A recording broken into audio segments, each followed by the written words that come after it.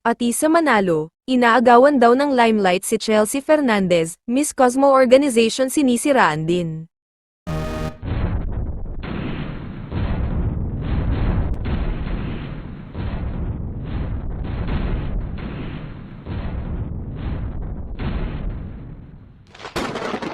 Ito ang matinding akusasyon ng mga Vietnamese fans laban kay Atisa Manalo, matapos mag-viral ang naging interview sa kanya ni Vice Ganda sa programa nito.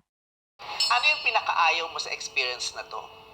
Na kung pwedeng matanggal yun sa memory mo na sana hindi ko naranasan dito sa journey mo sa pageantry, ano yun? Buong pageantry? Magmula nung nag-start ka, ano yung Wala na nag-start ako. worst Oh my God! experience? Dito na nagsimulang mag-open si Atisa tungkol sa kanyang naging experience na hindi pa niya isiniwalat sa media noon.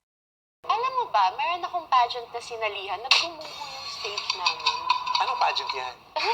Pwede ko ba sabihin? Bawal ata. Bakit? Anong pageant? Basta, there's this pageant na Sabihin mo, hindi sinalihan.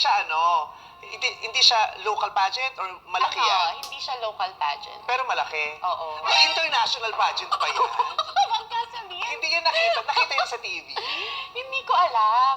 Sa una ay makikitang nagtatawanan pa sila ni Vice Ganda, habang inuunti-unti ng huli ang pagtatanong, hanggang sa hindi na napigilan ni Atisa ang magkwento kung ano ba talaga ang nangyari ng araw na iyon. Gumuho yung stage. Gumuho yung stage. Na-news pala yan. Oo. Dito na diretsahang sinabi ni Vice Ganda ang pageant name, Ito yung sa Cosmo. Ayan ha? Hindi siya nagsabi ako. Panood namin sa news, yung Miss Cosmo. Sa Miss Cosmo, gumuho yung stage. Hindi ko alam kung bakit, pero mag-rehearsals dapat kami. Nagwe-wait kami. Bilang gumuho yung stage, na-sprain ako, nagkaroon ng fluid yung bone marrow ko or something. Hindi ako nakalakad, tapos nag-wheelchair ako for a while. Tapos lumaban ako ng prelims tsaka finals na masakit yung ankles ko, as in halos di ako makalakad. Akala namin, hindi ko alam na dahil dun sa pagguho. So napilay ka nung naguho yung stage. Kasi nagtakbuhan kami, parang siyang final destination kasi yung bumabagsak yung scaffolding, ganyan. talaga? Yes! As in! I don't know why no one... Pero may mga pictures eh. Oo, at saka na news. Na news Ewan yan. ko. So dun na-aksidente ka dun? Oo, tapos sabi ng Grabe, mga parang tao, yung- nag-iinarte daw ako. sa mga susunod ay makikita kung paanong nilinaw ni Vice Ganda ang isyu na ipinupukol kay Atisa. Dito na nilinaw ni Vice na hindi sa pasarela training nagka-injury si Atisa, kundi sa aksidente ng nag-collapsed na stage. Akala namin napilay ka sa pasarela. Parang naman. Hindi kasi di ba pag nag-over-practice, pwede ka mapili kasi sa Sa bagay, pasarela kasi oo, sa mga nangyayari sapatos na. yung ang tataas Oo. eh. Mamali ka ng turn, di ba? Ng switch, ng twirl, di ba? Mapipilayan ka eh.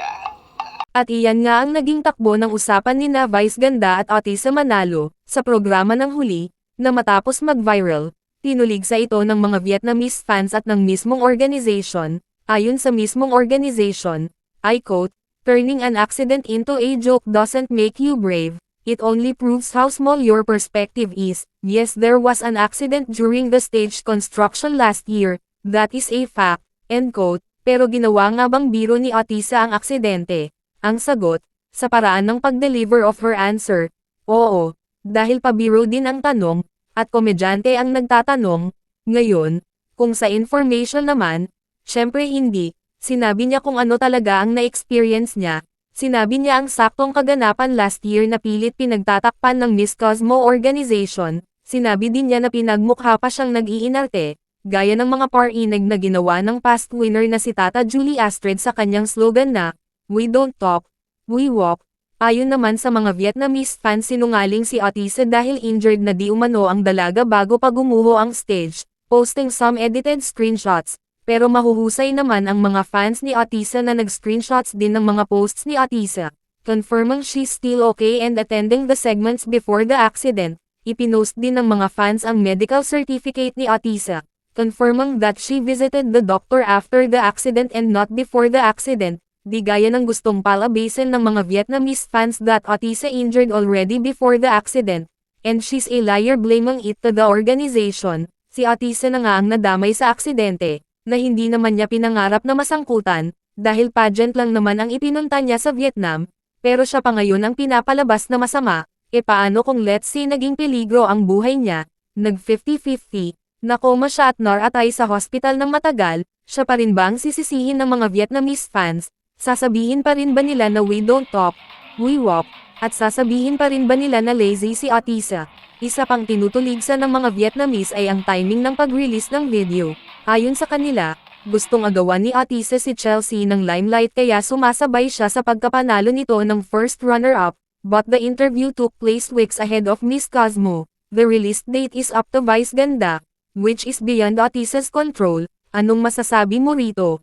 Please comment, like and subscribe. Thank you.